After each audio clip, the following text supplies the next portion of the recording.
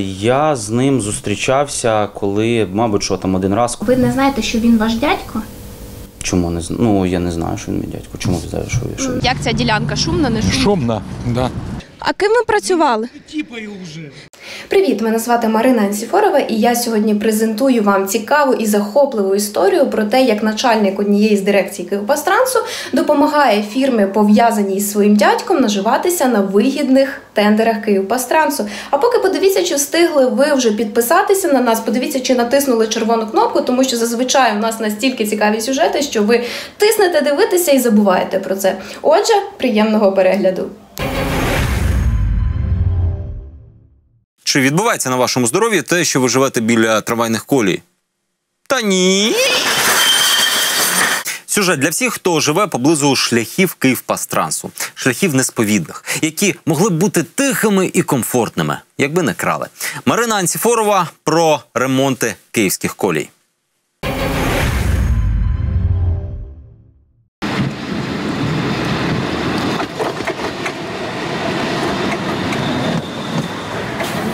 Вас теж нервує цей щоденний звук трамвая, що наближається? Гуркіт просто неймовірний.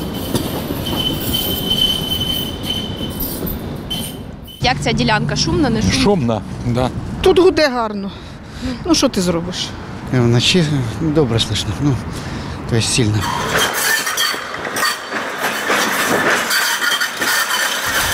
Я вам скажу, що так, гуркотіти він не має, що за будівельними нормами трамваї мають їхати безшумно. А це гуркотять неякісні деталі, які комунальники закупили за ваші ж гроші. Ваші гроші, бо Київпастранс живе на кошти киян. На них він проєктує, ремонтує та будує комунальні будівлі, зупинки, залізничні колії. За це відповідає дирекція з будівництва Київпастрансу. Вона проводить тендери і визначає, хто буде проєктувати та будувати для комунальників. У 2017-му у Київпастранса з'явився улюблений проєктант – архітектурно-реставраційне підприємство «Софія». Фірма вигравала чи не усі тендери на проєктування, допоки журналісти не виявили, що її власником є дядько начальника дирекції. Той самий начальник, що й оголошує тендери – Юрій Курбаль. Тоді начальник навіть спершу вдавав, що не знає свого ж дядька. Знаєте Віктора Рафальського? Я з ним зустрічався, коли, мабуть, що там один раз, коли він був спочатку директором цього підприємства. Угу. Скажіть, будь ласка, ви не знаєте, що він ваш дядько? Чому не знаю? Ну, я не знаю, що він мій дядько. Чому ви знаєте, що він? Родинну фірму, яка осіла на тендерах комунальників, після нашого минулого сюжету помітили правоохоронці. Нацполіція відкрила кримінальне провадження за зловживання службовим становищем. Кілька місяців збирала докази, аналізувала дзвінки, щоби за рік не зробити нічого. Хіба що компанія «Софія» зникла з підрядників Київпастрансу. Натомість на тендерах Курбаля з'явилися інші фірми з орбіти його дядька. Станція Гната Юри до кисневого заводу. Цей відрізок комунальники реконструювали увесь 2019 рік. Ставили нові рейки, встановлювали нові шпали з кріпленнями. Зроблені шляхи ідеальними не виглядають. Рейки зварені криво, на одному відрізку 3 різні кріплення, а коли під'їжджає трамвай, чути пронизливий скрегіт.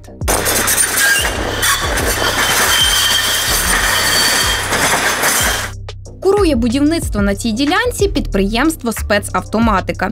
Фірма новачок у сфері будівництва. Адже ліцензію, яка дозволяє будувати залізничні сполучення, «Спецавтоматика» отримала лише на початку 2019 року. До цього вона років 10 робила бізнес на встановленні протипожежних сигналізацій. А тут стала топ-будівником для Київпастрансу. На чарівну метаморфозу фірмі знадобилося усього 5 днів.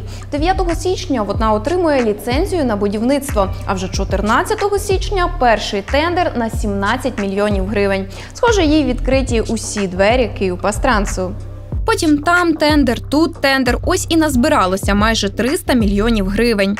Іронія в тому, що фірми на тендери «Київпастрансу» приходять так чи інакше пов'язані з дядьком Юрія Курбаля Віктором Рафальським. Я не можу заборонити людям в нашій країні ходити на роботу і вести будь-яку підприємницьку діяльність. Спецавтоматика – не просто нова фірма, яка стрімголов увірвалася у тендерний світ комунальників, а одне з колишніх місць роботи Віктора Рафальського. Тобто дядько начальника дирекції «Київпастрансу», який донедавна встановлював протипожежні сигналізації, стає експертом по будові залізничних колій. Само собою, ідею з перевтілення фірми він придумав сам, без Юрія Курбаля. Просто здогадався. Детальніше про свою бізнес-стратегію Рафальський нам не розповів. Забачивши журналістів, швиденько прикрив ворота. Що ви робили в спецавтоматиці? Там же ж протипожежна безпека, власне, була початково. Сейчас балакать. А ким ви працювали? Типаю уже.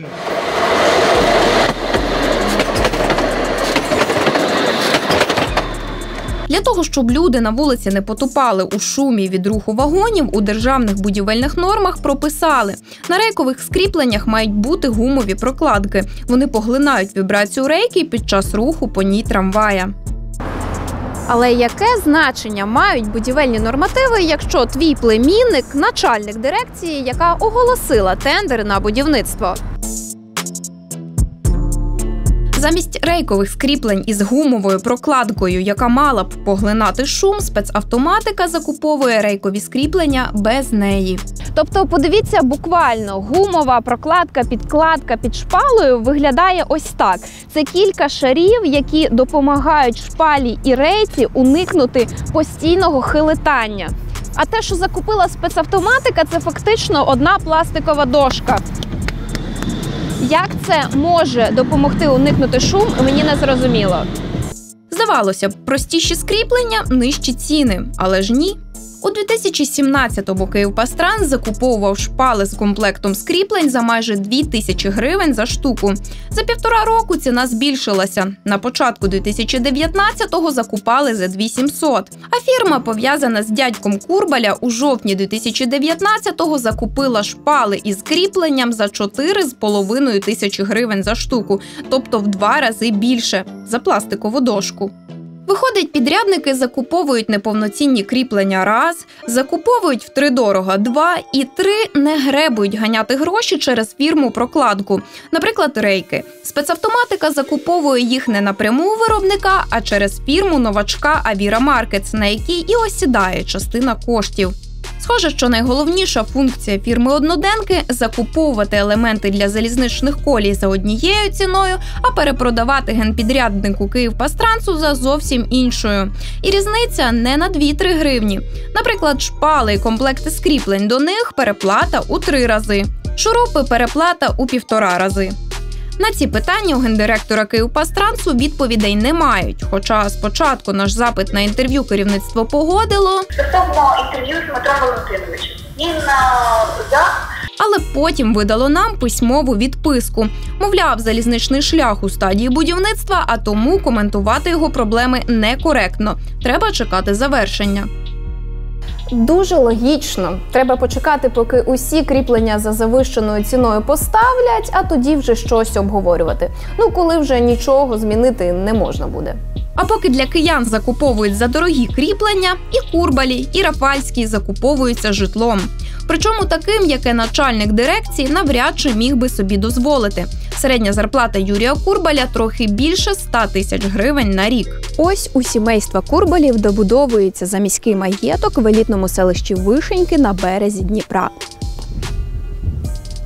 Нещодавно збудований будиночок зовсім близько біля озера. Голова дирекції з будівництва «Київпастрансу» – власник цього маєтку. Я не спілкуюся зі своїми родичами. Вас влаштовує така відповідь? Тобто ви вперше дізналися? Я не спілкуюся зі своїми родичами, я спілкуюся зі своїми близькими родичами. Щодо двоюрідних, троюрідних, чотирьохюрідних, їхніх двоюрідних і троюрідних братів і сестер, вибачте. Але є щонайменше 2 причини вважати, що сім'ї Курбалів та Рафальських, тобто комунального замовника та приватного підрядника, набагато ближчі один до одного, ніж про те розповідає Курбаль. Ділянка у селищі Буча. Вона оточена лісом, де розкинулося з кілька десятків різноманітних таунхаусів. Цю ділянку у 2016-му отримала мати Юрія Курбаля Олена. До цього часу вона просто порожніла, але зовсім скоро вона буде забудовуватися. Зовсім скоро тут буде будуватися будинок. І що цікаво, довіреність на будівництво цього будинку Олена Курбаль, мати Юрія Курбаля, віддала нікому іншому, як Віктору Рафальському, чоловіку, з яким начебто Юрій Курбаль взагалі не знайомий. Але це ще не все. Цього року і в сім'ї Курбаля, і в сім'ї Рафальських з'явилося по квартирці у житловому комплексі на Прорізній у Гостомелі під Києвом. Різниця у часі лише 4 місяці, але тепер сім'ї можуть буквально махати одна одній руками у вікні, адже їхні будинки розташовані навпроти один одного. Висновок простий. Після кримінальної відповідальності за розпиляні тендери після нашого першого сюжету посадовець Київпастрансу зберіг свою посаду. Роздає підряди новим фірмам, близьким до родича, і викуповує нову нерухомість поруч з цим родичем. А поліція, що поліція, вона ще з першим епізодом не розібралась.